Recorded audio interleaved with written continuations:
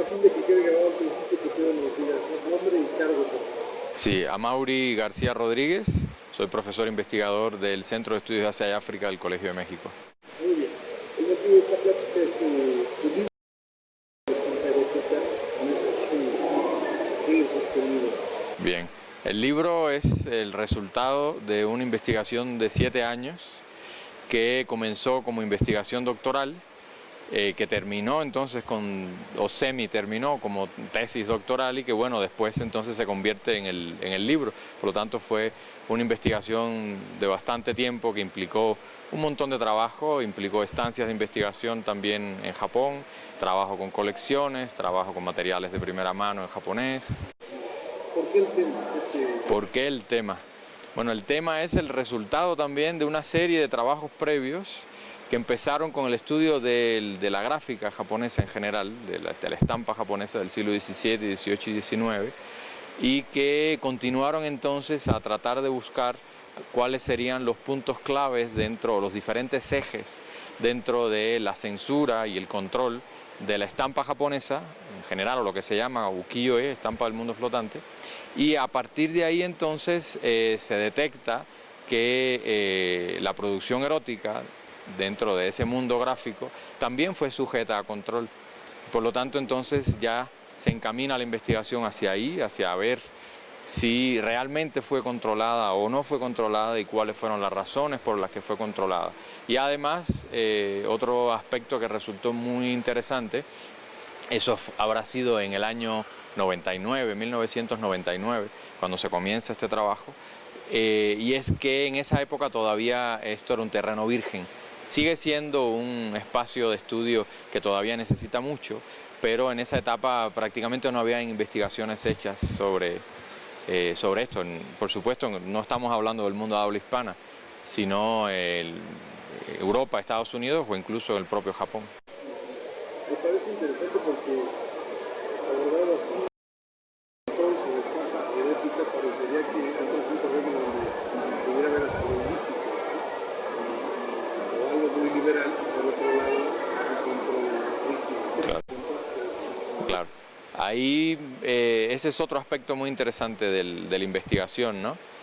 Y hablo de interesante sobre todo ¿por qué? Porque a partir del siglo XX en Japón sí hay un control muy estricto sobre, y hasta el día de hoy de hecho, sobre la producción de contenido sexual, ya sea literaria, ya sea visual.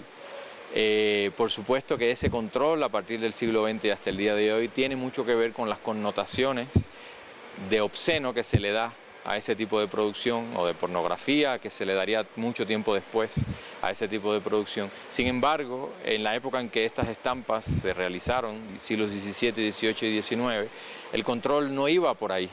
Es decir, son piezas que no van a ser consideradas dentro de ese mismo registro que después en el siglo XX, por cuenta del puritanismo victoriano que se importa de Occidente, se consideraría como obsceno. En esta etapa no es así. Sin embargo, sí hubo control.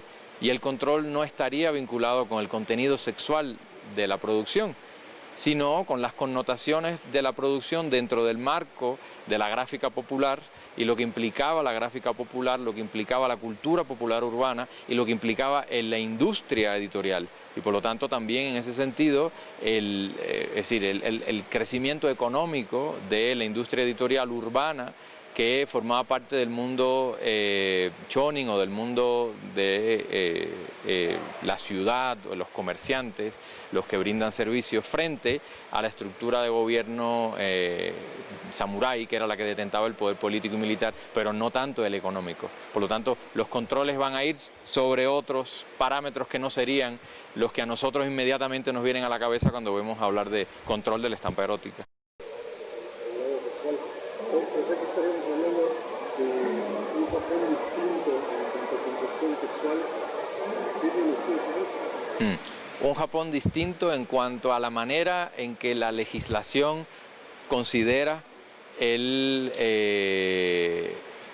quizás la producción de imágenes o de literatura con contenido sexual, que es un poco diferente a la manera en cómo la gente asume.